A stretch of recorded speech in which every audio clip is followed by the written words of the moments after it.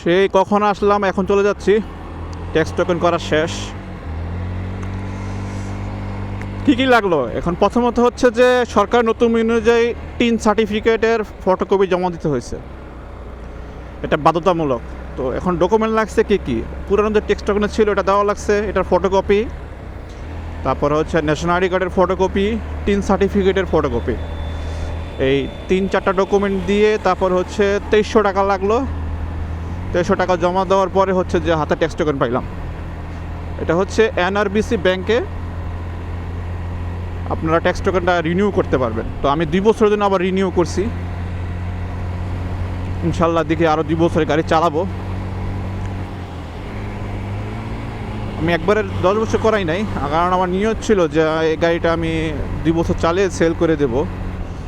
কারণ আমার কিছু টার্গেট কিছু বাইক ছিল যেগুলো আসলে আমি হয়তো বা সুইচ করতাম। ওখান থেকে ওই বাইকগুলো আসে নাই বাংলাদেশে, এখন যদি চলে আসে আর কি।